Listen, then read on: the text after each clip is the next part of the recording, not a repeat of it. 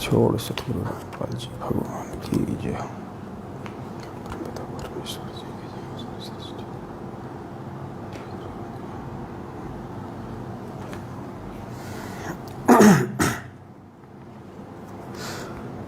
सत साहिब बंदी छोड़ सतगुरु रामपाल जी भगवान की जय हो।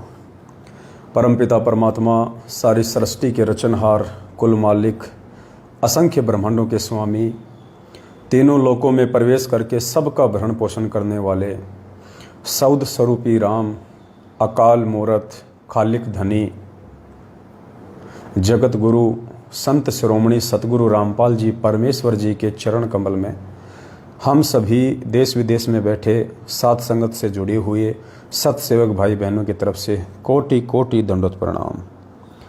और लाइव वीडियो देख रहे आप सभी भाई बहनों को दास की तरफ से प्यार भरा सत साहिब। सत साहिब भाई और बहनों, एक छोटी सी सूचना के लिए परमात्मा ने दास को लाइव के लिए निमित्त बनाया है।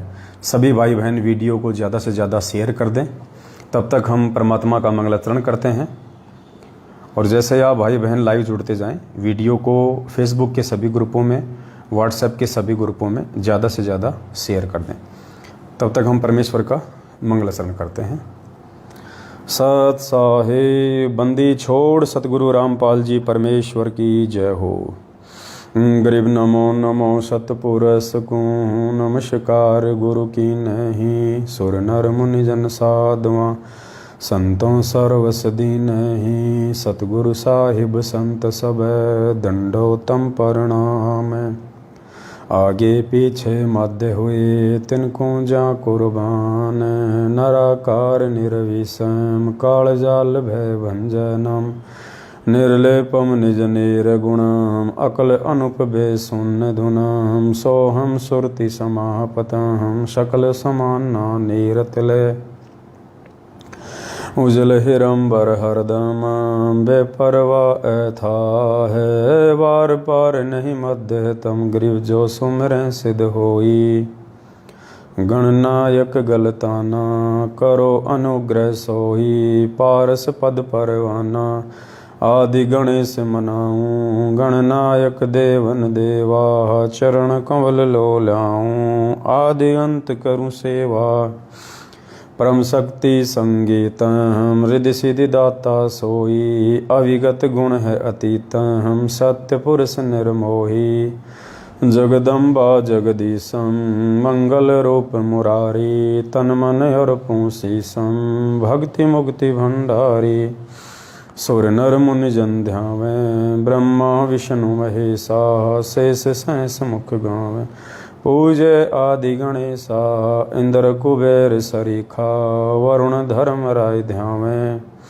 सुमरथ जीवन जी का मन इच्छा फल पावे, 33 कोटि अधारा ध्यावे सहस 88, उतरे भव जल पारा कटहे यम की फांसी, 33 कोटि अधारा ध्यावे सहस 88, उतरे भव जल पारा कटहे यम की फांसी। सत साहिब बंदी छोड़ सतगुरु रामपाल जी भगवान की जय हो।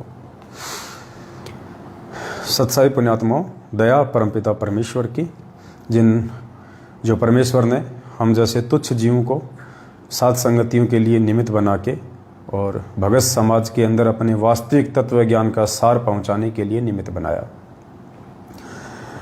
इन साध संगतियों के लिए और इस कलयुग की बिचली पीढ़ी में जिस समय काल भगवान का भयंकर जाल है, भयंकर प्रकोप है, ऐसे समय में उस परमेश्वर के द्वारा हम सभी सत्सेवक भाई बहनों को सद्बुद्धि दे के अपने ऊपर अपने आशीर्वाद रूपी छत्र छाया में सात संगतियों से जोड़ दिया है मालिक ने।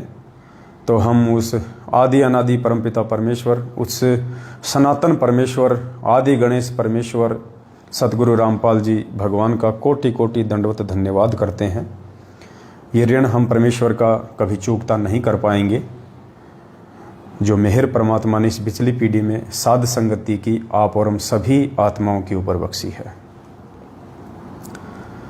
तो जितने भी भाई बहन एक बार जुड़ चुके हैं, दास एक बार पुनः सभी से करबद्ध विनती करेगा, आप वीडियो को एक बार फेसबुक के सभी ग्रुपों में, फेसबुक की आईडी पर, व्हाट्सएप के सभी ग्रुपों में, जहाँ जहाँ भी आप जुड़े हुए हैं सोशल मीडिया प्लेटफॉर्म पे, आप एक बार वीडियो को शेयर कर दें। उसके बाद एक दो कुछ बातें हैं जो आप सभी भाई बहनों के साथ में प्रेम पूर्वक दास ने शेयर करनी थी, ताकि किसी भी भगत भाई बहन को कोई शंका ना रहे, मन में कोई मनमुटाव ना रहे, और जो भी स्थिति है सभी के सामने क्लियर रहे। और दास की तो भगवान ने यही सेवा लगाई है कि दास अपने सभी भाई बहनों को, जिन जिन को शंका है, मन में कोई मनमुटाव है, जैसा वो चाहते हैं उस आधार से दास उनकी हर शंकाओं का समाधान करे, उनके मनमुटाव को दूर करे। तो दया परमेश्वर की। तो सबसे पहले पुण्यात्माओं, हम आज विचार करेंगे भक्ति बोध के ऊपर। अभी परमपिता परमेश्वर ने दया करके और भक्ति बोध जो हमने 4-5 महीने पहले छपवाई थी, आरती का गुटका नित्य नियम की जो पुस्तक है, जिसमें तीनों समय की आरती है, अन्नदेव की आरती है, भोग लगाने की विधि है, ये परमात्मा ने 5-6 महीने पहले दास को निमित्त बना के छपवाई थी। अब चूँकि पुण्यात्माओं देखो, हम भक्ति मार्ग में हैं और परमेश्वर अंतर्यामी है, परमात्मा को प्रत्येक प्राणी की औकात का पता है, इसलिए परमात्मा समय समय पे जीव को आध्यात्मिक ज्ञान से अपग्रेड करते हैं।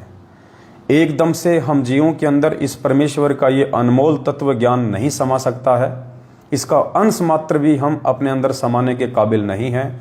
इसलिए वो परमात्मा हमारे को वो ज्ञान अवश्य देता है, जिस ज्ञान के चलते हम कहीं मार ना खाएं, ठोकर ना खाएं, और आसानी से हम शंका रहित होकर अपनी भक्ति करें।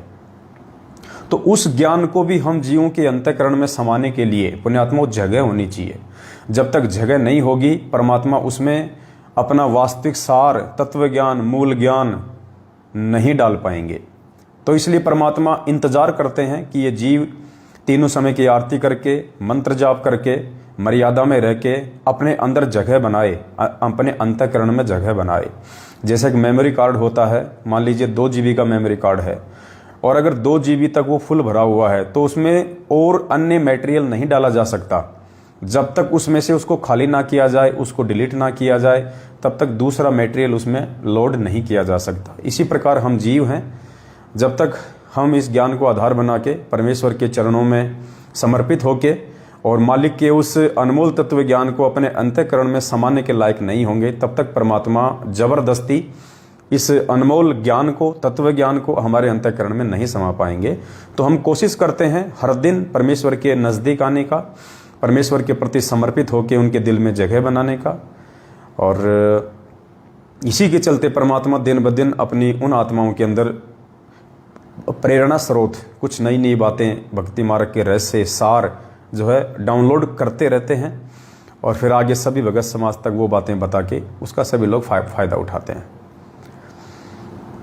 तो जैसा हम सब जानते हैं, एक मोबाइल होता है, और आजकल आप देखते हैं कि मोबाइल में हर 15 दिन में या हर महीने में एक नया अपडेट आ जाता है, एक सॉफ्टवेयर अपडेट आ जाता है हर 15 दिन में, महीने में।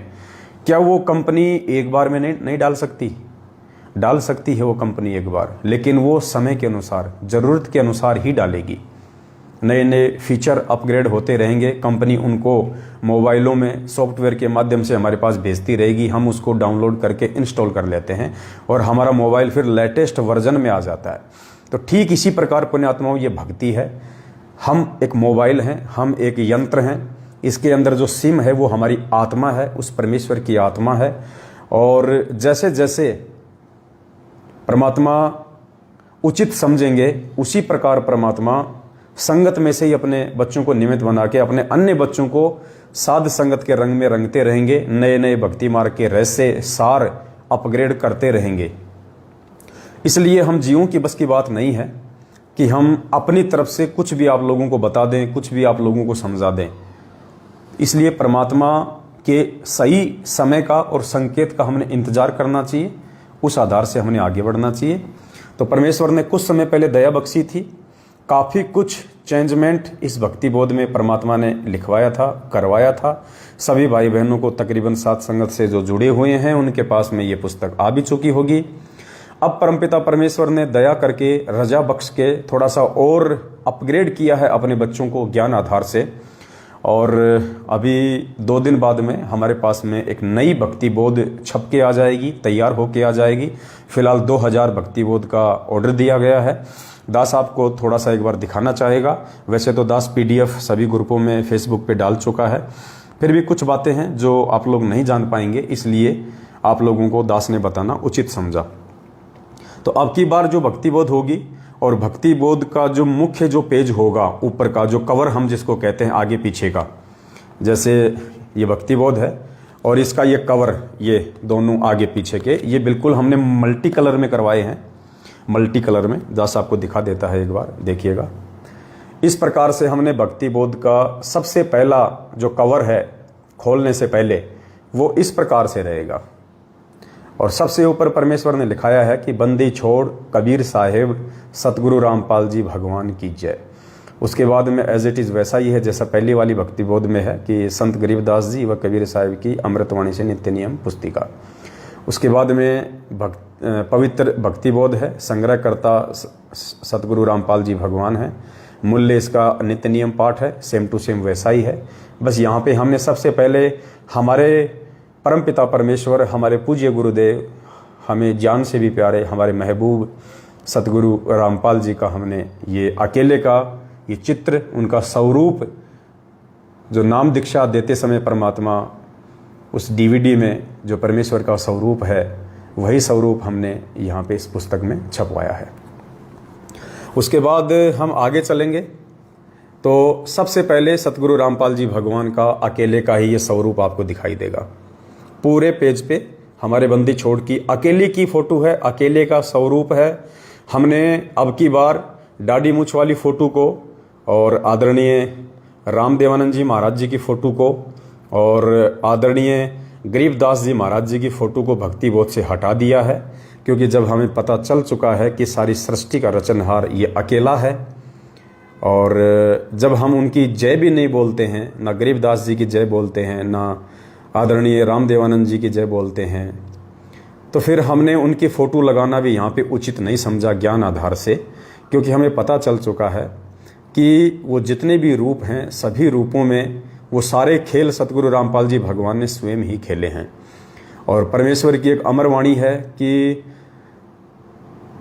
मालिक कहते हैं कि एक सादे सब सदे और सब सादे सब जाए, माली सींचे मूल को फले फूले अघाई। तो हमने तो एक को ही सींचना है, हमने तो जड़ को सींचना है। और जब हम इस जड़ सतगुरु रामपाल जी भगवान पूर्ण परमेश्वर की सिंचाई करेंगे, हम केवल इन्हीं के ऊपर आश्रित रहेंगे, इन्हीं को पूर्णतया अपने आप को समर्पित कर देंगे, इन्हीं का गुणगान करेंगे, इन्हीं का अकेले का जयकारा बोलेंगे, इन्हीं की हमेशा 24 घंटे मूर्ति स्वरूप हमारी आंखों के सामने रहेगा, तो हमारी आस्था अन्य किसी भी स्वरूप में नहीं बनेगी। और जब यही परमेश्वर पृथ्वी लोक पे है, यही स्वरूप इनका जब हम त्रिकुटी पे जाएंगे तो हमें वहाँ मिलेगा, और यही स्वरूप इनका सतलोक में है, तो फिर हमें अन्य किसी रूप की ना तो आवश्यकता है, ना हमने उसकी फ़ोटो लगानी है। तो केवल इस नई वाली भक्ति बोध में पूज्य गुरुदेव सतगुरु रामपाल जी भगवान का ही एकमात्र स्वरूप हमने लिया है परमेश्वर की सत प्रेरणा से, क्योंकि गुरु को भगवान माने बिना और अकेले अपने गुरु के ऊपर पूर्णतया आश्रित हुए बिना पुण्यात्माओं हमारी भक्ति शुरू भी नहीं हो सकती, मोक्ष तो बहुत दूर की बात है।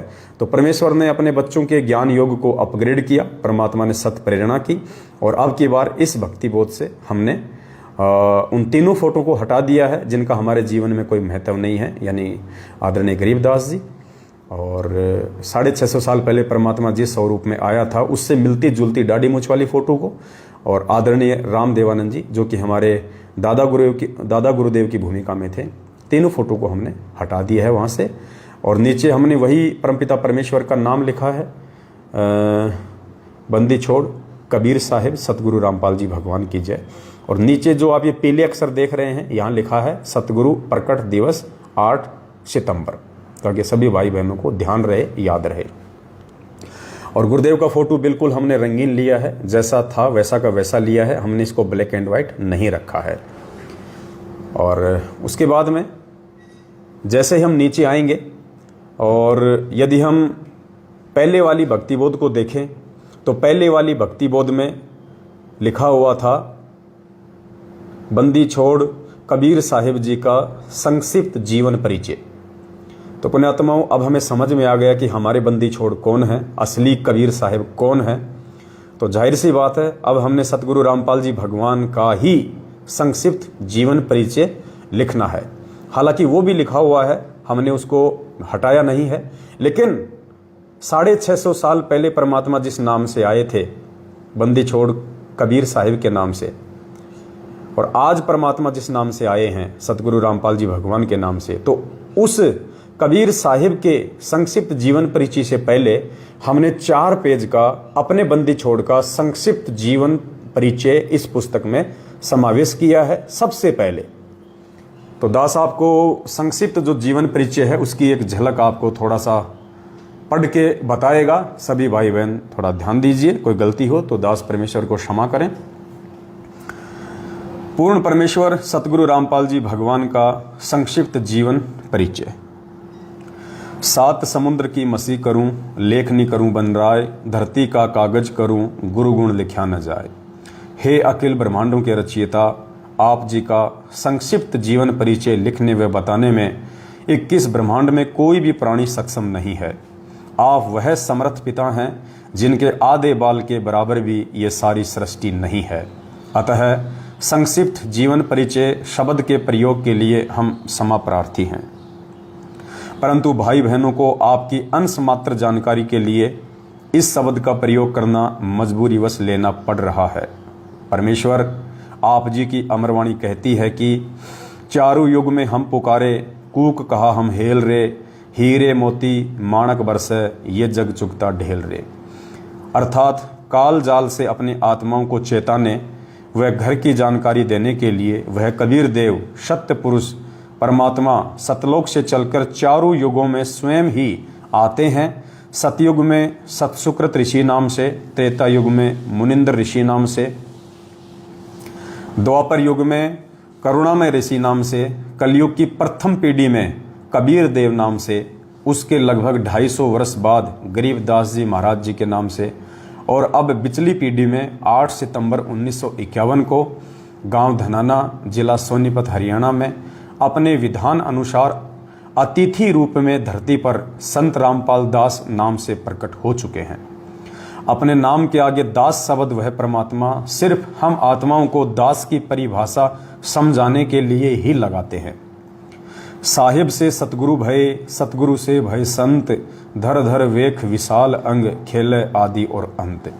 इस अमरवाणी के अनुसार सत्य पुरुष ने 8 सितंबर 1951 के दिन प्रकट होकर 17 फरवरी 1988 तक एक साधारण से किसान परिवार में हमारी चरम दृष्टि को धोखा देते हुए 2 अच्छी आत्माओं माता इंद्रो देवी व भगत नंदराम जी को अपने मुंह बोले माता पिता के रूप में इस नश्वर संसार में लीला करने हेतु स्वयं के आने अर्थात प्रकट होने के लिए निमित्त बनाया।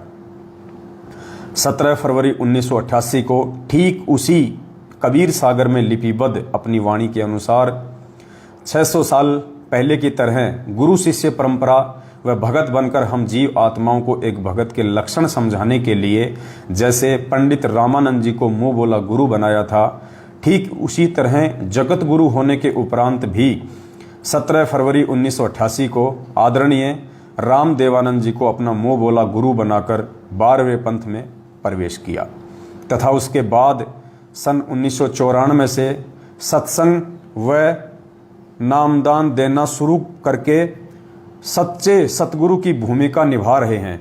आप स्वयं कबीर देव हैं। मर्यादा में रहकर भक्ति करने वाली अनेक आत्माओं को आपने जीवन दान व आध्यात्मिक सुख देने के साथ साथ शास्त्र अनुसार भक्ति देकर मोक्ष का मार्ग भी दिखाया।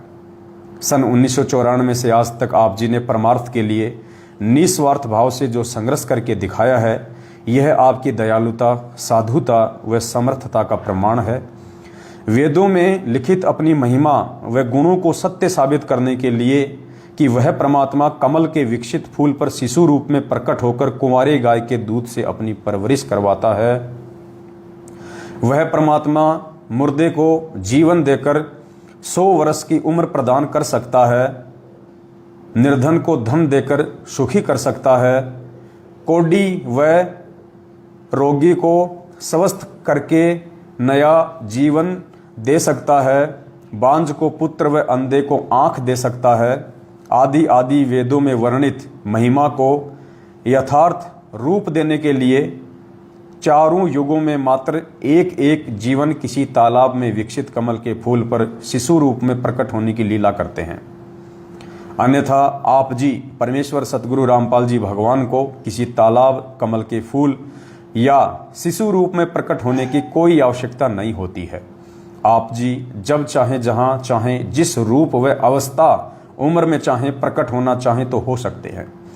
जैसे नानक जी को बेई नदी व धर्मदास जी को मथुरा में जिंदा महात्मा के रूप में प्रकट होकर ज्ञान समझाया, 1392 में प्रकट होकर तैमूर लंग को 7 पीढ़ी के राज्य का आशीर्वाद दिया, लगभग 300 वर्ष पहले आदरणीय गरीबदास जी महाराज जी के रूप में प्रकट होकर सदग्रंथ साहिब की रचना की तथा छुड़ानी गांव में गंगा जी को प्रकट करने की अद्भुत लीला की।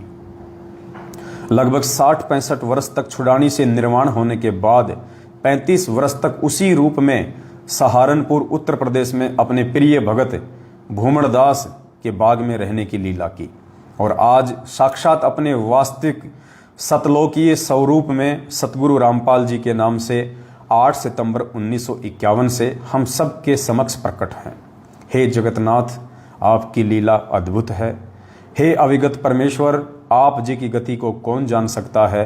हे देवों के देव महादेव, आप जी स्वयं अपनी कृपा व आशीर्वाद से अपनी समर्थता व गति का अंश मात्र आभास करवा कर दया करते हैं।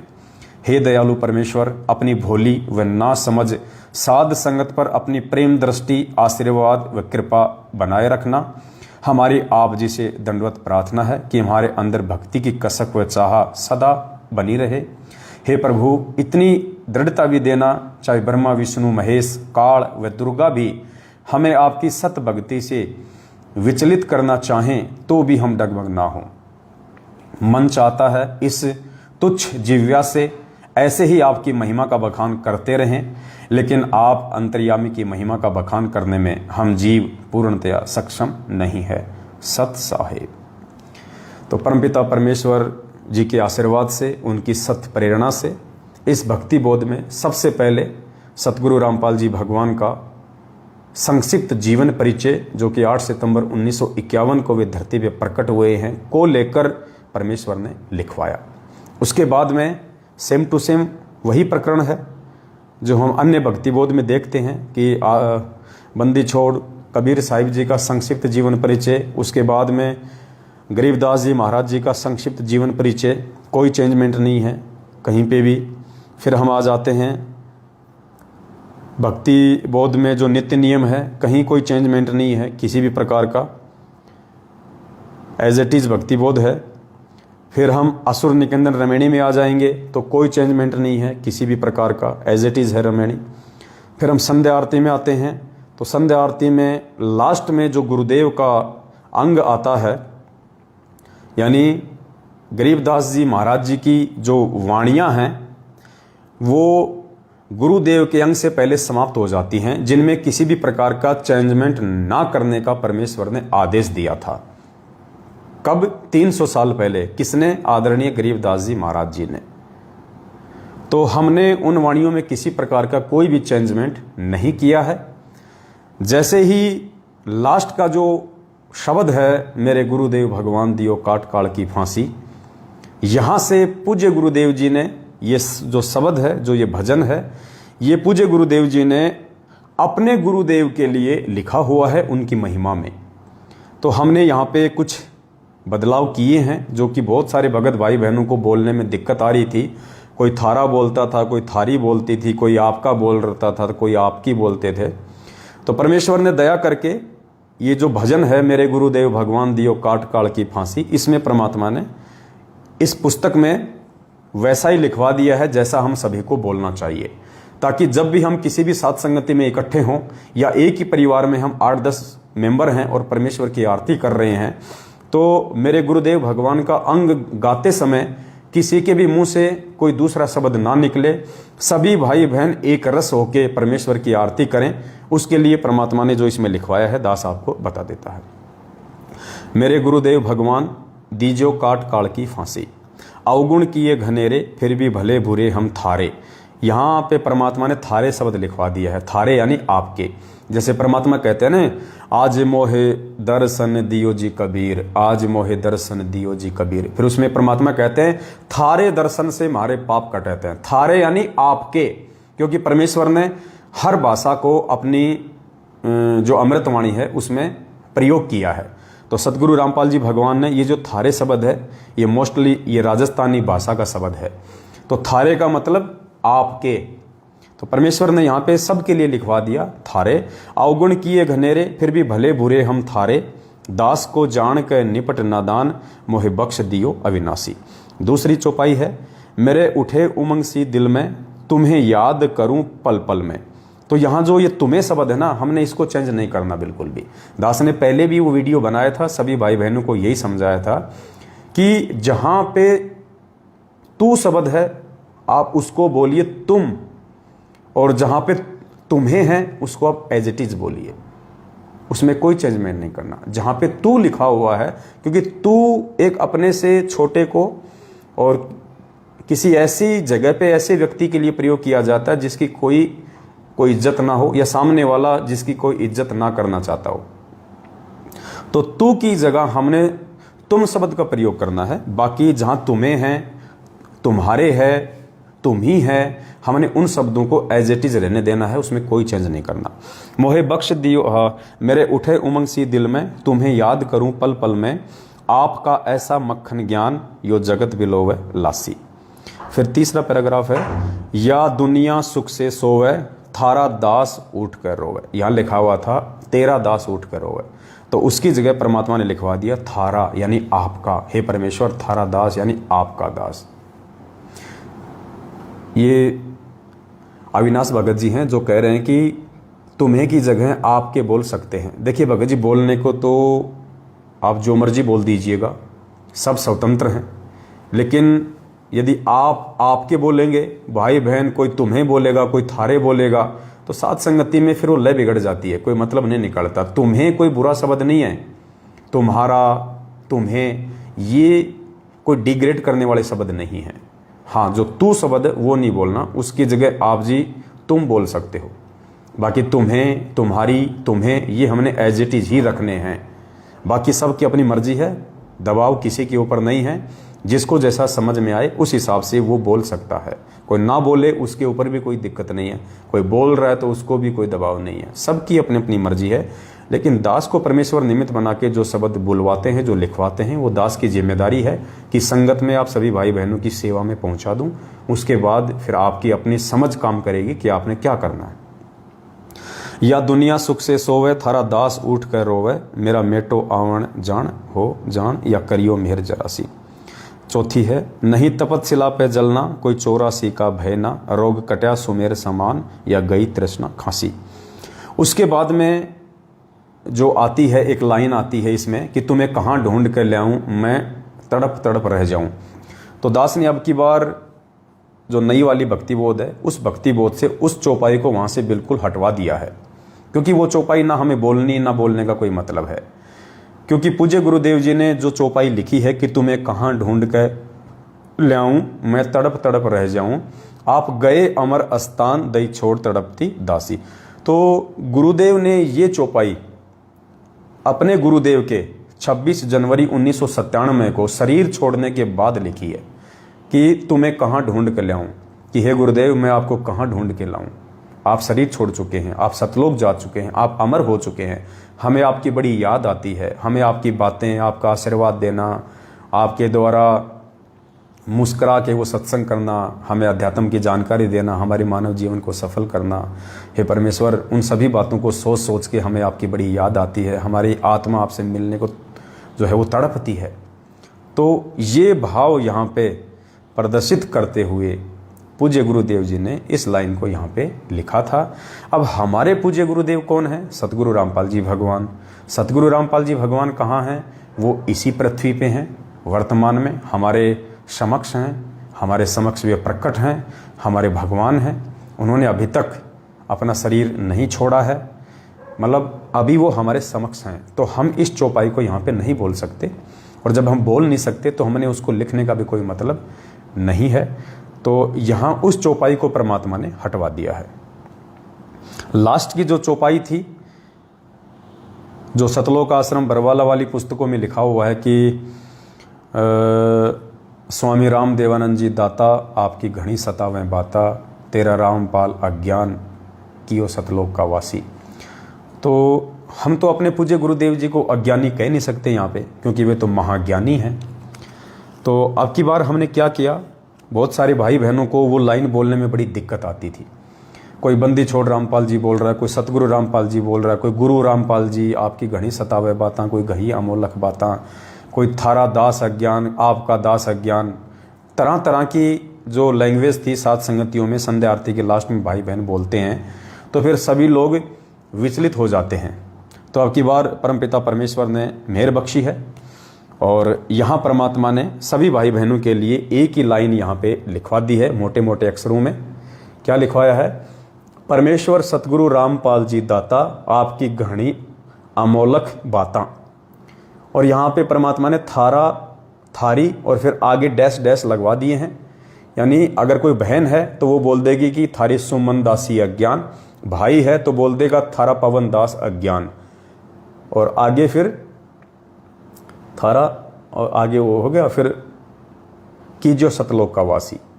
तो यहाँ पे सभी भाई बहन अगर कोई दास है तो वो अपना नाम यूज कर लेगा कि थारा पवन दास अज्ञान, अगर कोई बहन है तो अपना नाम यूज कर लेगी थारी सुमन दासी अज्ञान। मतलब ये ऑप्शन छोड़ दिया और नीचे सेम वही लिख दिया कीजियो सतलोक का वासी। तो यहाँ परमात्मा ने ये चेंजमेंट करवाया है ताकि किसी भी भाई बहन को बोलने में किसी प्रकार की कोई आपत्ति, कोई दिक्कत ना हो। अब कुछ भाई बहनों को यहाँ पे ये दिक्कत हो सकती है कि भाई आपने चेंजमेंट नहीं करना था, ऐसा नहीं हो सकता है, परमात्मा ने जो लिख दिया वो फाइनल है। तो ये उनकी अपनी सोच हो सकती है, अध्यात्म के अनुसार उनकी सोच नहीं है, और हमने उस आधार से चलना है जो अध्यात्म के अनुसार सोच है, जो परमात्मा हमें निमित्त बना के जो संदेशा संगत में दिलवाएंगे, परमात्मा जो चेंज जो करवाना चाहते हैं उस आधार से।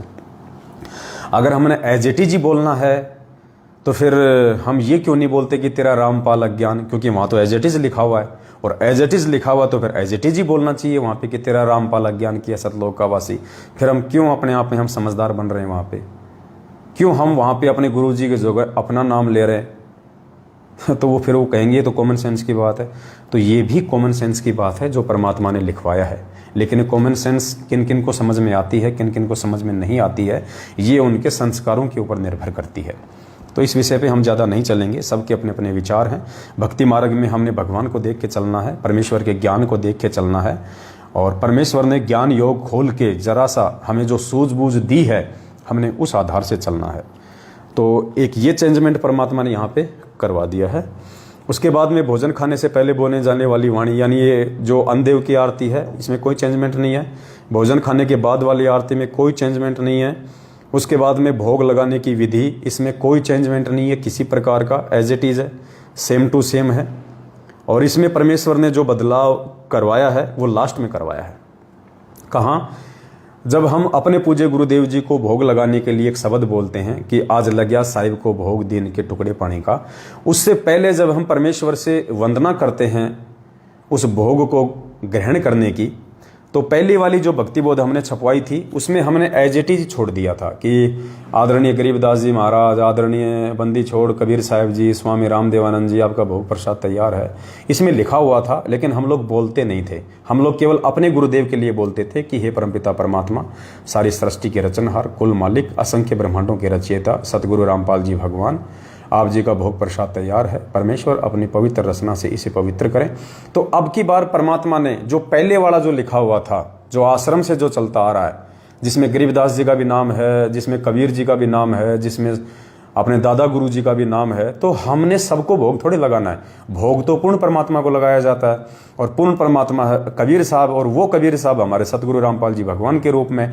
तो अब की बार परमात्मा ने दया करके उस लाइन को वहाँ से हटवा दिया है, और उसकी जगह परमात्मा ने ताकि हम सभी भाई बहन जब सात संगतियों में जाएं, परमात्मा को भोग लगाएं या फिर अपने अपने घर पे भोग लगाएं, तो हमको बोलने में किसी भी प्रकार की कोई त्रुटि या असुविधा ना हो। इसलिए परमात्मा ने पहली वाली लाइन को हटवा के और अब की बार अपने पूज्य गुरुदेव जी को भोग लगाने की ही ये प्रार्थना यहाँ पे लिखवा दी है। दास आपको बोल के सुना देता है।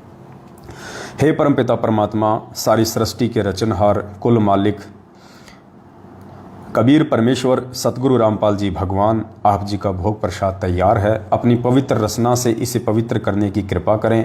हे परमेश्वर, भोग प्रसाद बनाते समय या लगाते समय या पाठ करते समय हम तुच्छ बुद्धि जीवों से कोई त्रुटि रही हो तो हमें तुच्छ जानकर अक्षमा करें। पाठ इसलिए लिखा है क्योंकि आने वाले समय में जब हम आश्रम में होंगे, हमारे गुरुदेव होंगे, तो उस समय पे वो जो है वहाँ पे वो पाठ हुआ करेगा, तो कोई चेंजमेंट करने की आवश्यकता नहीं पड़ेगी। और वर्तमान में हम इस पुस्तक को हाथ में लेके हम पाठ करते हैं आरती का, तो ये भी आ गया कि आरती करते समय यानी हम इसको जो पढ़ रहे हैं, हम जो पाठ कर रहे हैं इसमें देख देख के भोग की आरती का, उसमें यदि कोई त्रुटि रही हो तो हमें अक्षमा करें, ताकि किसी भी भाई बहन को साथ संगति में किसी भी प्रकार की कोई दिक्कत, कोई समस्या ना आए। उसके बाद में ये शब्द शुरू हो जाता है, आज लग्या साहिब को भोग दीन के टुकड़े पाने का। तो यहाँ पे कोई चेंजमेंट नहीं है। हाँ, इसके लास्ट में स्वामी रामदेवानंद जी का इनका कुछ नाम वगैरह जो लिखा हुआ था उसको हमने यहाँ से हटवा दिया है कि जैसे साध संगत से भेद जो पाया, स्वामी रामदेवानंद जी ने सफल बनाया, दास रामपाल दास को राह दिखाया श्री धाम छुड़ाने का।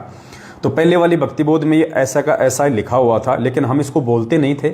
हम केवल अपने पूज्य गुरुदेव जी का नाम लेते थे कि सतगुरु रामपाल जी दाता, आप साध संगत से भेद जो पाया, परमेश्वर सतगुरु रामपाल जी ने सफल बनाया, दास पवन दास को राह दिखाया श्री धाम बरवाड़े का। तो अब की बार हमने उस लाइन को वहाँ से हटवा दिया है जो पहले वाली भक्ति बोध में लिखा हुआ था, जिसमें अपने गुरुदेव अपने गुरुदेव के लिए कह रहे हैं कि साध संगत से भेद जो पाया, स्वामी रामदेवानंद जी ने सफल बनाया। तो उसको हमने वहाँ से हटा दिया है क्योंकि हमारे लिए तो इस मार्ग को सफल हमारे पूज्य गुरुदेव जी ने बनाया है। तो हम यहाँ पे अपने पूज्य गुरुदेव जी की स्तुति कर रहे हैं, हम अपने पूज्य गुरुदेव को भोग लगा रहे हैं, तो हमने अपने गुरुदेव की ही यहाँ पे वो वाणी लिख दी है। ये देखिएगा, इसको हाईलाइट भी कर दिया गया है ताकि किसी भी भाई बहन को साध संगति में बोलने में कोई दिक्कत ना आए। साध संगत से भेद जो पाया, परमेश्वर सतगुरु रामपाल जी ने सफल बनाया। और यहाँ पे सेम टू सेम वैसे ही संध्या आरती की तरह दास और दासी लिख के और आगे वो डॉट डॉट डॉट छोड़ दी गई है। यानी जो भाई होगा वो तो बोल देगा कि दास पवन दास को राह दिखाया श्री धाम बरवाड़े का, और यदि कोई बहन होगी तो बोलेगी दासी सुमन दासी को राह दिखाया श्री धाम बरवाड़े का। तो किसी भी भाई बहन को अपने नाम के साथ बोलने में कोई त्रुटि नहीं रहेगी और एक सही तरीके से हम परमेश्वर की आरती को अंजाम दे पाएंगे। उसके बाद में पाठ प्रकाश के समय की ये विनती है, इसमें भी कोई चेंजमेंट नहीं है। पाठ प्रकाश के शब्द के लास्ट में वही स्वामी रामदेवानंद जी का नाम था, हमने उस लाइन को वहाँ से हटवा दिया है। उसके बाद में लास्ट में ये नियम है, जो प्रथम मंत्र के समय जो 11 नियम दिए जाते हैं वो नियम यहाँ पे लिखे हुए हैं एज इट इज़।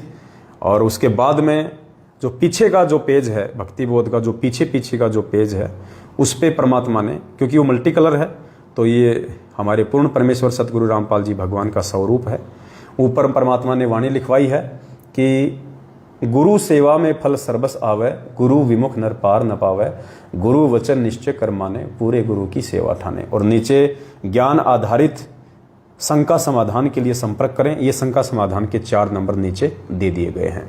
तो परमेश्वर ने दया बख्श के भक्ति बोध में ये बदलाव करवाया है, ये चेंजमेंट करवाया है, जो हम सभी भाई बहनों के लिए सुविधाजनक भी रहेगा और हम भोग की आरती करते समय कहीं भी किसी भी प्रकार की हम त्रुटि का या असुविधा का सामना ना करें। तो ये तो भक्ति बोध के विषय में था, परमेश्वर ने आशीर्वाद देके आप सभी भाई बहनों को समझवाया है।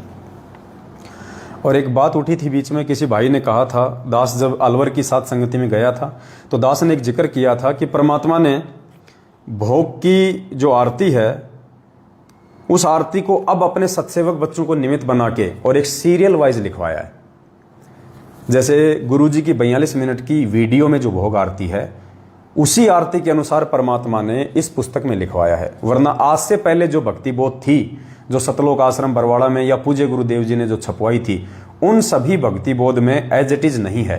यानी वीडियो में गुरुजी जिस प्रकार से आरती कर रहे हैं उस प्रकार से इन किसी भी भक्ति बोध में नहीं लिखा हुआ था। कहीं पे नित्य नियम है, कहीं पे संध्या आरती है, फिर हमको ढूंढना पड़ता था कि गुरुजी क्या बोल रहे हैं, इस पुस्तक में लिखा हुआ नहीं है। तो ठीक का समय आने पे ही परमात्मा उसको सीरियल वाइज लिखवाएगा। ये परमेश्वर की सोची समझी एक प्रक्रिया थी। जानबूझ के सतगुरु रामपाल जी भगवान ने भोग लगाने की विधि को, भोग लगाने की आरती को सीरियल वाइज नहीं लिखवाया, जबकि परमात्मा बोलते सीरियल वाइज है। लेकिन जैसा 42 मिनट के वीडियो में परमात्मा बोलते हैं वैसा उन्होंने भक्ति बोध में लिखवाया नहीं। बीच बीच का प्रकरण कहीं आगे दे दिया, कहीं पीछे दे दिया, इस प्रकार से लिखवाया था। तो दास ने कहा था कि पुण्यात्मा, इसके पीछे एक रीजन होता है कि ठीक का समय आए बिना परमात्मा, तो 6 महीने पहले तो परमात्मा ने इस भक्ति बोध में भी सेम टू सेम वैसा ही लिखवा दिया था जैसा कि पूज्य गुरुदेव जी 42, तो हमने वैसा ही लिखवा दिया था। यानी उन सभी चीज़ों को हमने इकट्ठा किया जो कहीं कहीं लिखी हुई थी, ताकि किसी भी भाई बहन को भोग की आरती करते समय कोई दिक्कत ना हो। तो बहुत सारे भाई बहन कह रहे थे कि ऐसा नहीं है, गुरुजी ने पहले ऐसा नहीं लिखा, कभी भी आपने ही इसको किया है। तो पुण्यात्माओं, बात ऐसी नहीं है। ये दास परमात्मा की विधान के 1% भी खिलाफ नहीं जा सकता है। आप लोगों की समझ नहीं है, आप लोग नहीं जान पा रहे, तो ये आप लोगों की अपनी कमजोरी है, दूसरों को दोष देना उचित नहीं है। ये एक भक्ति बोध है, इसकी भी दास आपको प्रक्रिया बताएगा कि कैसे परमात्मा ने दास के पास में भक्ति बोध पहुंचाई है, क्योंकि मालिक को पता था कि इस बात को लेके भी विरोध उठेगा मेरे बच्चे के ऊपर। तो परमात्मा अंतर्यामी है, पहले ही परमात्मा दास को सारे सबूत दे देते हैं। आप यकीन मानना पुण्यात्माओं, ये पुस्तक मेरे हाथ में लगभग 2 या 3 महीने पहले की है। जिस समय हम लुधियाना की साथ संगति में गए थे और आते वक्त हम हरियाणा के झज्जर में, हमारी एक बहन है वहाँ पे, नाम भूल गया बहन का, झज्जर वाली बहन का क्या नाम है भगत जी? हाँ, सजना बहन। सजना बहन के घर पे जब हम रुके थे तो सजना बहन ने छोटी सी साथ संगति रखी थी, हर संडे को वो रखती है झज्जर में साथ संगति। तो वहाँ पे गुड़गांव से एक बहन आई थी जो बहुत पहले, यानी जिस समय परमात्मा गांव-गांव जाके सत्संग करते थे और जिस समय परमात्मा ने करोथा में आश्रम बना लिया था, उस समय से वो गुरुजी से जुड़ी हुई थी। तो वो बहन साथ संगति में आई वहाँ पे और वो अपने साथ में ये भक्ति बोध लेके आई। कब की? जिस समय गुरुजी ने करोथा आश्रम में इस भक्ति बोध को छापा था। देखिए कितनी मोटी है, कितना इसका वो है। यानी ये सबसे पहली और सबसे पुरानी हमारे पूज्य गुरुदेव जी के द्वारा छपवाई गई ये भक्ति बोध है। तो बहन इस भक्ति बोध को लेके आई, मैंने नहीं मंगवाई, मुझे नहीं पता था। और बहन आके रोने लगी और कहने लगी कि भाई मुझे गुरुजी ने आदेश दिया है। वो बहन जो बहुत समय पहले से पूज्य गुरुदेव जी से जुड़ी हुई है, ये भक्ति बोध लेके आई, संभाल के रखी हुई थी, फटी हुई है पूरी। रोने लगी और रोते रोते कहने लगी कि पवन भगत जी, मुझे गुरुजी का आदेश है, परमात्मा ने मुझे आदेश दिया है कि बेटा ये भक्ति बोध तू मेरे बेटे को दे दे, ये पवन दास को दे दे, ये उसके काम आएगी। तो दास ने भी उस समय गौर नहीं किया, दास ने अपने बैग में रख लिया कि भाई मालिक का आदेश है तो कोई दिक्कत नहीं, दास इसको जेब में रख लेता है। दास ले आया। आज जब ये कुछ भाई बहन इस प्रकार की बातें उठा रहे हैं संगत में, तो दास ने तो पुण्यात्मा यकीन मानना इस पुस्तक को नहीं देखा, खोल के भी नहीं देखा इस पुस्तक को वहां से आने के बाद, और ना मुझे पता है कि इसमें क्या लिखा हुआ था क्या नहीं लिखा हुआ था। दास से के मुंह से परमात्मा ने अलवर की साथ संगति में बुलवा दिया, मुझे नहीं पता, परमात्मा ने बुलवा दिया कि पहले वाली भक्ति बोध में गुरुजी ने जो ये भोग लगाने की विधि है इसको सही तरीके से नहीं लिखा, कहीं आगे पीछे लिखा है। जैसा गुरुजी वीडियो में जो बोलते हैं ना समान रूप से, वैसा इस पुस्तक में नहीं लिखा हुआ। तो दास ने अलवर की साथ संगति में बोल दिया कि अब परमात्मा ने दास को निमित्त बना के इस पुस्तक में सही प्रकार से लिखवाया है। पहले परमात्मा ने भोग लगाने की विधि अर्थात भोग की आरती सही तरीके से नहीं लिखवाई थी, उसका कोई रीजन था। अब जब ठीक का समय आया तो गुरुजी ने दास को निमित्त बना के इस पुस्तक में लिखवा दिया। आज सुबह सुबह ही 1-2 भाई का फोन आया और उन्होंने कहा कि भगत जी ऐसी ऐसी बात है, और तो मैंने कहा भाई देखो परमात्मा ने जो बुलवा दिया, मेरी बस की बात नहीं है भाई, मैं तो यंत्र हूँ, परमात्मा जो करवाएगा सो करवाएगा, वो सही है या गलत है ये परमात्मा जाने, दास को नहीं पता। फिर ऐसे ही दास के दिमाग में तुरंत इस भक्ति बोध की याद आ गई और दास तुरंत गया, बैग में से भक्ति बोध निकाली और दास ने इसमें चेक करना शुरू किया भोग लगाने की विधि परमात्मा ने कहाँ लिखी है। तो परमेश्वर ने पेज नंबर 87 पे 87 पेज नंबर पे परमात्मा ने ये देखिए संध्या आरती के बाद ये भोग लगाने की विधि लिखी हुई है। भोग लगाने की विधि यानी यहां से परमात्मा ने इस पुस्तक में लिखा भोग लगाने की विधि। और पुण्यात्माओं, परमात्मा ने कहां से लिखा है? जैसे परमात्मा कहां से बोलते हैं, मोह को कहां ढूंढे रे बंदे मैं तो तेरे पास में। और हमने इस पुस्तक में भी वहीं से शुरू किया है कि मोह को, जैसे पहले हम सबसे पहले मंगलाचरण करते हैं, फिर हम लोग केशव बंजारा वाला अंग गाते हैं, आया है बंजारा केशव आया है। उसके बाद फिर हम शुरू करते हैं भोग लगाने की विधि कि मोह को कहां ढूंढे रे बंदे मैं तो तेरे पास में। और गुरुजी भी वीडियो में यही बोलते हैं। लेकिन सन 2000 में छपी इस अनमोल भक्ति बोध में देखिए परमात्मा ने भोग लगाने की विधि लिखी है। और कहां से स्टार्ट किया है? द्रौपद सुता को दीन ने लेरम जाके अनंत बढ़ाए चीरम। और उसके बाद क्या लिखा है? पहली आरती हर दरबारे तेज पुंज जहां प्राण उधारे। मतलब परमात्मा ने समान रूप से नहीं लिखा। क्यों नहीं लिखा? इसका रीजन था पुण्यात्माओं, क्योंकि ठीक के समय से पहले यदि कोई भी जीव इस भोग की आरती को शुरू कर देता तो ये उल्टा हो जाता। गुरुजी को कोई भी परमात्मा नहीं मान पाता, क्योंकि साध संगति के बिना हम गुरु की पहचान नहीं कर सकते, गुरु को भगवान नहीं मान सकते। उससे पहले हम सभी लोग दाढ़ी मूंछ वाली फोटो को भगवान मान रहे थे। तो गुरुजी को पता था कि यदि मैंने इस भक्ति बोध में सही प्रकार से भोग की आरती मैंने सही लिख दी, सीरियल वाइज सही तरीके से मैंने लिख दी, तो ये जो काल है ये काम बिगाड़ने का प्रयास करेगा। और ये क्या करेगा? भक्तों के अंदर प्रेरणा कर देगा कि भगवान तो हमें जानकारी हो ही गई कि दाढ़ी मूंछ वाला भगवान है। कबीर जी जो 650 साल पहले आए थे वो परमात्मा है। तो क्यों ना अब हम उस कबीर को अपने घर पे भोग लगाने लग जाएं। तो संगत आज से पहले ही इस पुस्तक को हाथ में लेके, भक्ति बोध को हाथ में लेके और अपने घर पे दाढ़ी मूंछ वाली फोटो को भगवान मान के आरती करना शुरू कर देती भोग की, जिससे भगत समाज को कोई लाभ नहीं मिलना था। तो परमात्मा ने ठीक के समय का इंतजार किया।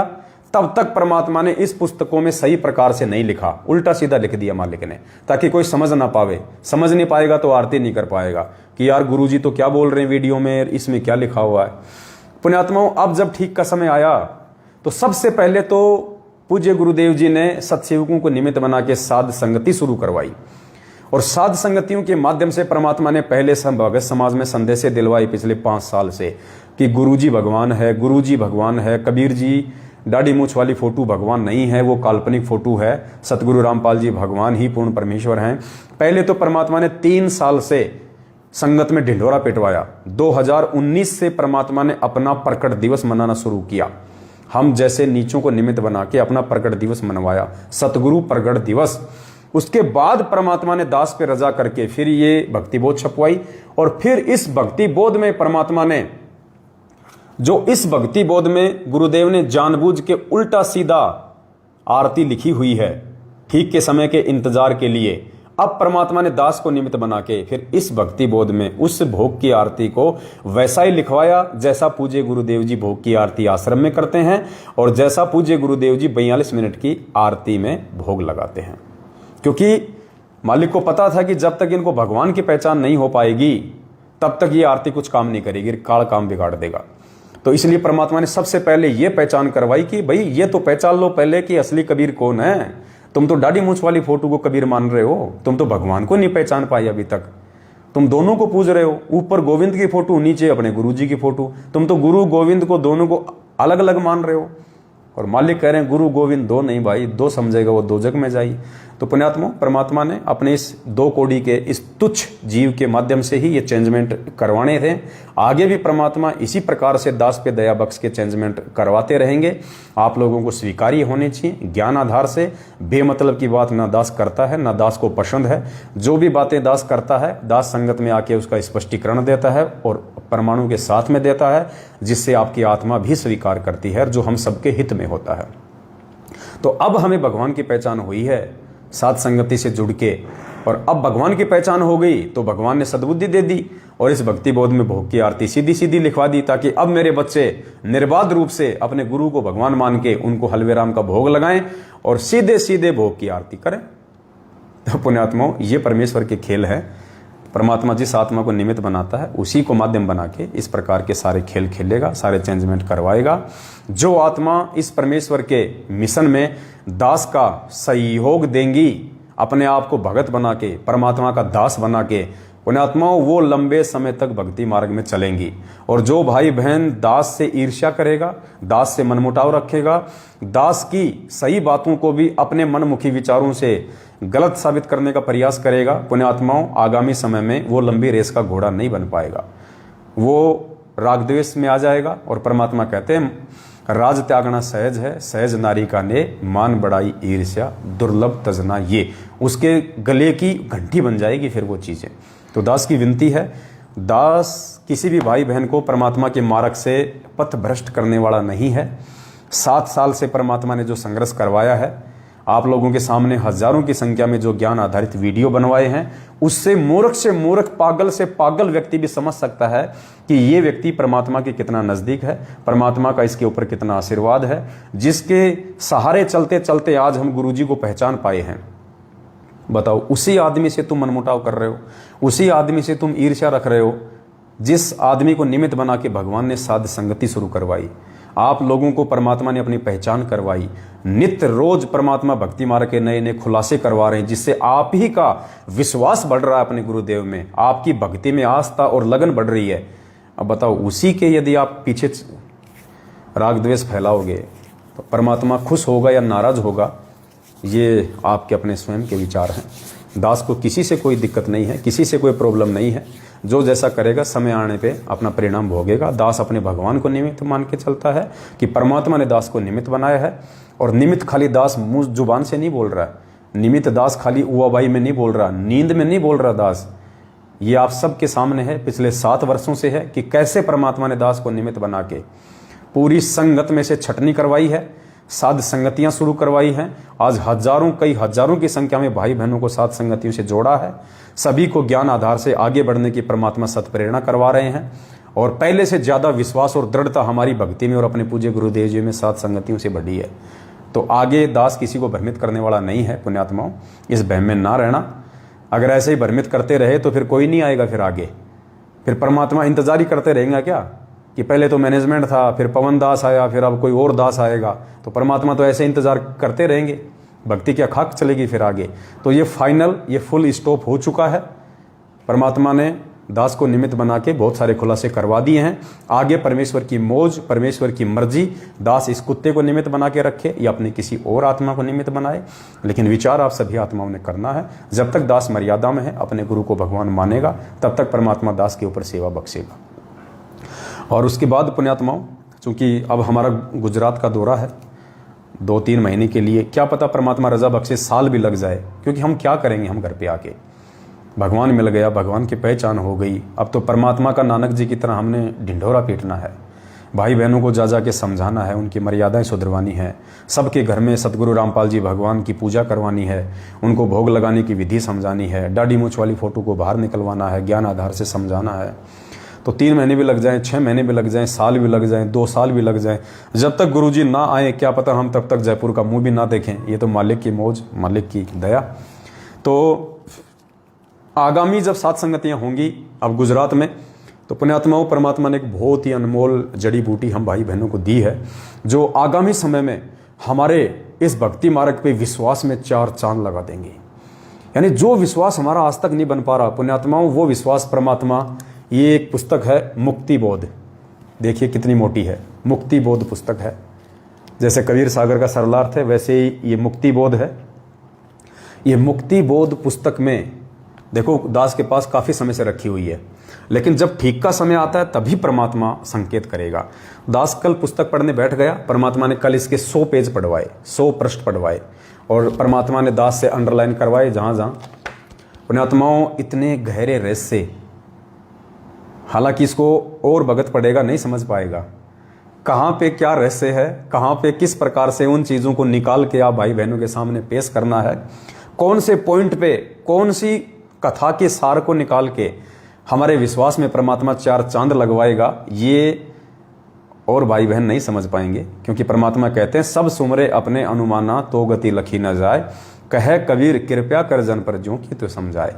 कि सभी लोग यदि अपने अपने स्तर पे पढ़ना चाहेंगे, निष्कर्ष निकालना चाहेंगे, तो जिंदगी में नहीं निकाल पाएंगे।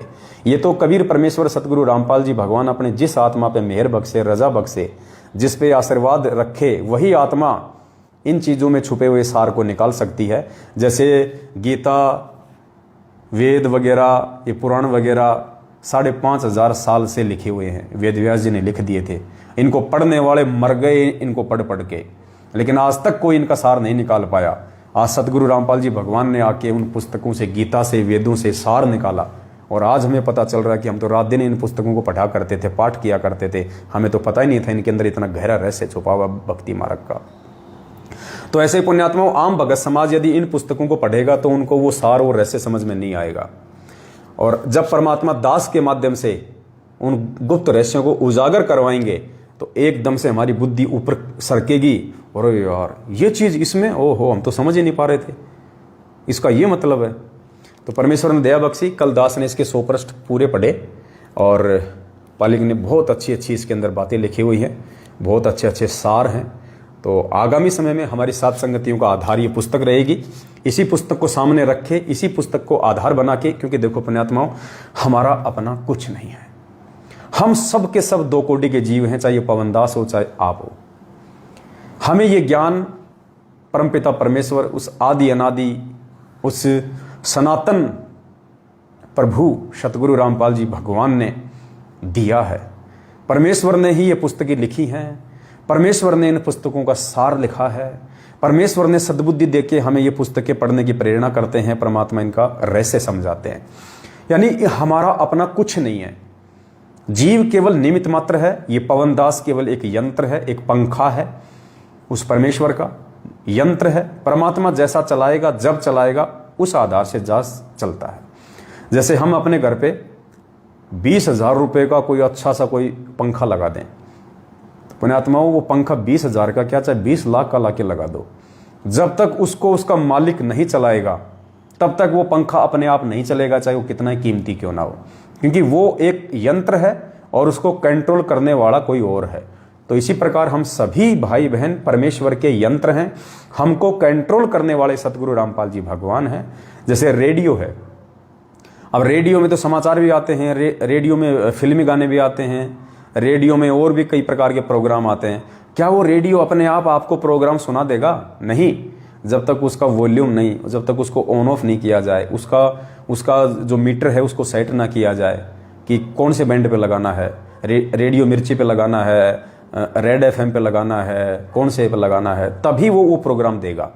वरना वो रेडियो चाहे 20 लाख रुपए का हो, वो एक यंत्र है, और यंत्र कभी भी अपनी स्वयं की सूझबूझ से नहीं चल सकता, उसको चलाने वाला कोई और होगा। तो इसी प्रकार हम सब यंत्र हैं।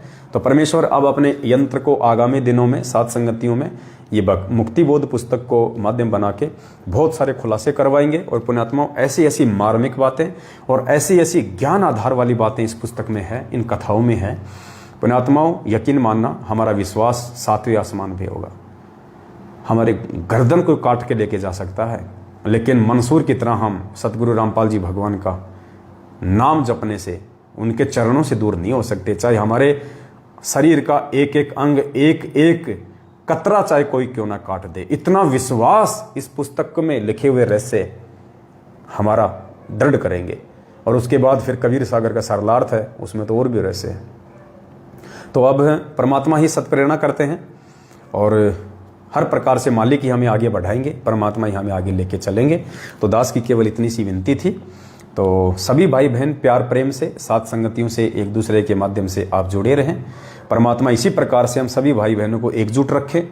थोड़ी बहुत मनमुटाव, थोड़ी बहुत असावधानियां जो हमसे हो जाती हैं, परमात्मा उन सब के लिए हमको क्षमा करें और परमात्मा सद्बुद्धि बख्श के हम भाई बहनों को एकजुट रखें। और यदि फिर भी कोई एकजुट ना रहना चाहे, यदि अपनी तरफ से कोई किसी में मनमुखी रूप से दोष निकाल के दूर होना चाहिए, तो शोक से दूर हो सकते हैं, क्योंकि ये भक्ति मार्ग है, ये किसी के साथ चलने का नहीं है। हम अकेले आए थे, अकेले जाएंगे। यहाँ यदि हम एक दूसरे का साथ करके लाभ उठा सकते हैं तो उठा सकते हैं, बाकी यहाँ कोई किसी का नहीं है, ना किसी पे विश्वास करने के कोई लायक है। यहाँ पर विश्वास केवल उसी पे किया जा सकता है जो परमेश्वर के ज्ञान आधार से चल रहा होगा, ज्ञान आधार से किसी भाई बहन को समझा रहा होगा, भाई बहन को बता रहा होगा। अकेले आए थे, अकेले जाएंगे। और परमेश्वर के अलावा और परमेश्वर के ज्ञान आधार से जो कोई बातें बताता है, उसके अलावा हमने किसी तीसरे पे आंख बंद करके विश्वास नहीं करना है। चाहे कोई कितना ही बोले, कोई कितना ही किसी की बुराई करे, कोई कितना ही किसी के प्रति कुप्रचार करे।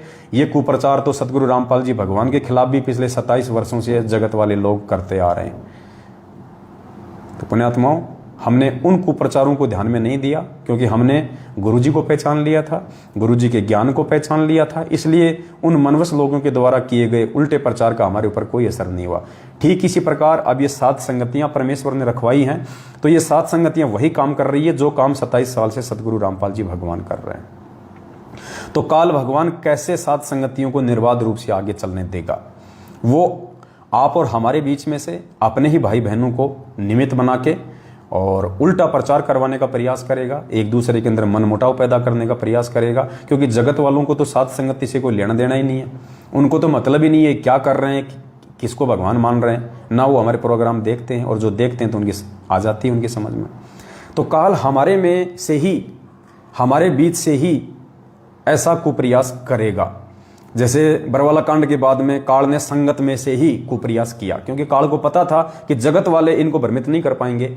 इसलिए काल ने उन आत्माओं को निमित्त बनाया जिन पे संगत विश्वास करती थी, मैनेजमेंट पे, गुरुजी के परिवार पे, और उन्होंने उस विश्वास का फायदा उठाया, और उनके विश्वास में वही आत्माएं फंसी जो आत्मा ज्ञान को आधार नहीं बना पाई थी। तो ठीक इसी प्रकार आज 7 संगतियों में भी काल उन्हीं आत्माओं को निमित्त बनाएगा। तो हमने ऐसी आत्माओं से सावधान रहना है। कोई भी व्यक्ति कुछ भी बोले, किसी के खिलाफ भी बोले, चाहे मैं किसी के खिलाफ क्यों ना बोलूं, आपको हर बात को पहले तोलना है, जांचना है, परखना है, निष्कर्ष निकालना है, उसके बाद अपना कोई रिएक्शन देना है यदि आप उचित समझें तो, अन्यथा चुपचाप हमने अपनी भक्ति करनी है, भक्ति मार्ग में आगे बढ़ना है।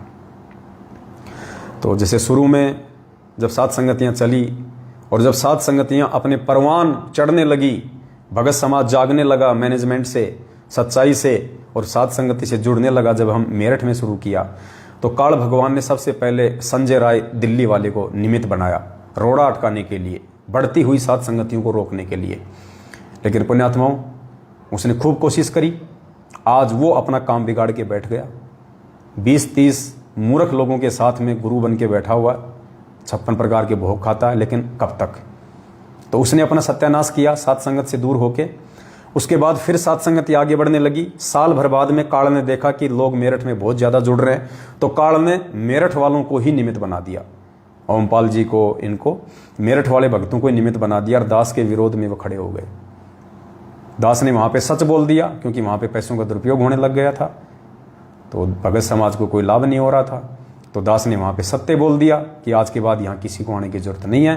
तो वो दास के विरोध में आ गए। दास ने मेरठ छोड़ दिया, क्योंकि मैं किसी की चापलूसी नहीं करता। जो सच है मैं सच को सच कहूँगा, झूठ को झूठ कहूँगा।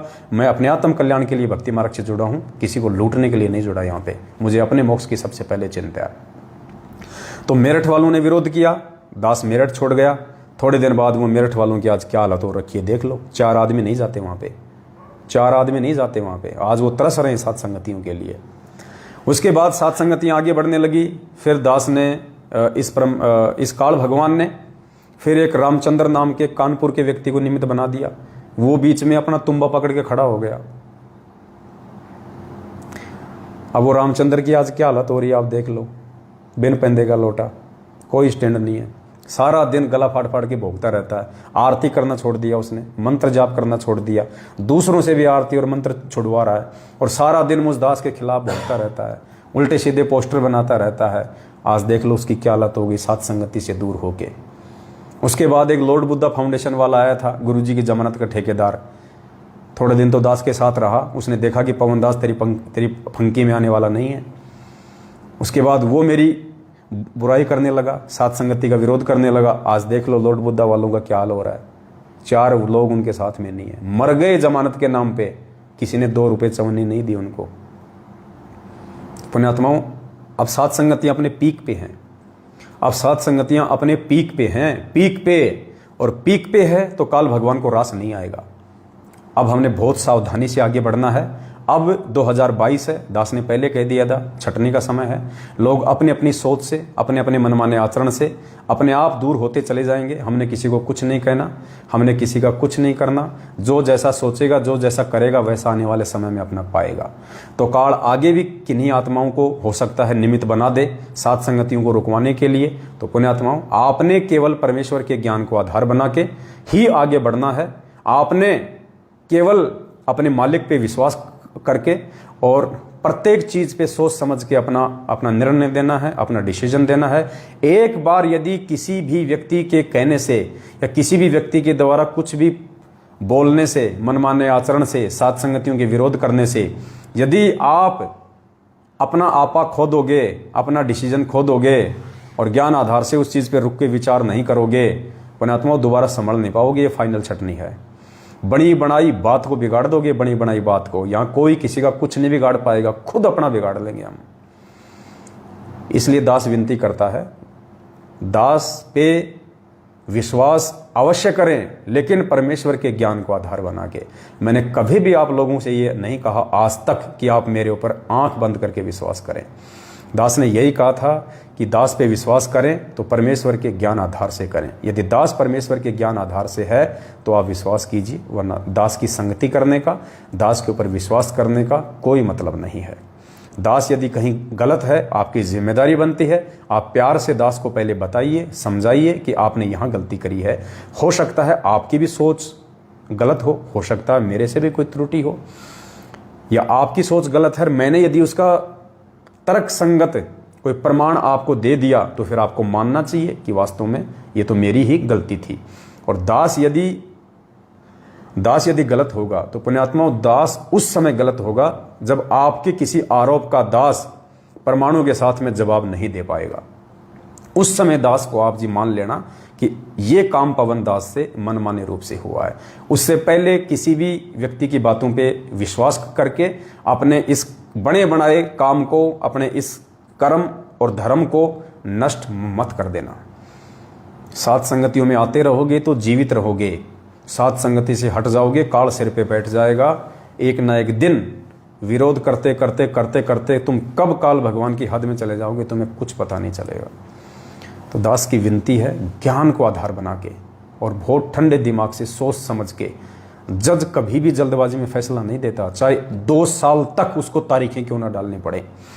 जज जब तक दोनों तरफ की बातों से पूरी तरह संतुष्ट नहीं हो जाता है, वो डिसीजन 1 सेकंड भी नहीं देता, 1% भी डिसीजन नहीं देता कि इसको जेल में डाल दो या इसको फांसी लगा दो, चाहे उसको 2 साल क्यों ना लग जाएं। पूरी तरह से वो आश्वस्त होता है, दोनों तरफ के वकीलों से सारे सबूत, एविडेंस देख के उसके बाद अपना वो निर्णय देता है। तो हमने तो इन फालतू की बातों पे कोई मतलब भी नहीं है। यहाँ तो दिन में 20 आदमी, पता नहीं कौन क्या बोलेगा। हमने अपने आत्मिक उत्थान की ओर आगे बढ़ना है।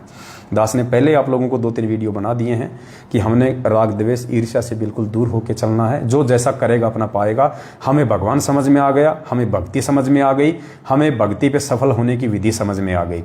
अब हमें और क्या समझना है, हमने निरंतर आगे बढ़ना है। बाकी तो परमात्मा ने बोल ही रखा है कि जब पहाड़ पे यदि किसी को चढ़ना होगा, यदि किसी व्यक्ति को पहाड़ पे चढ़ना है, एवरेस्ट किसी को जीतनी है, तो पुण्यात्माओं वो नीचे बिच्छू और चूहों की परवाह नहीं करता। बिच्छू और चूहे उस पहाड़ के चढ़ने के मार्ग में बहुत आएंगे। कोई उसको हो सकता है काट भी ले, कोई वैसे उसको डराने का प्रयास करे।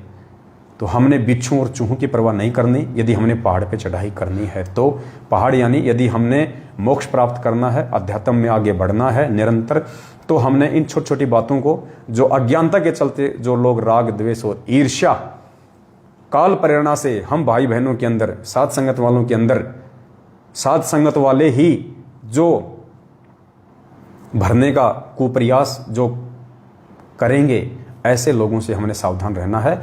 हमने उनकी किसी भी क्रिया का कोई जवाब नहीं देना है, वो चाहे अच्छी क्रिया करे या उल्टी क्रिया करे, हमने उसकी किसी भी क्रिया की कोई प्रतिक्रिया नहीं देनी है।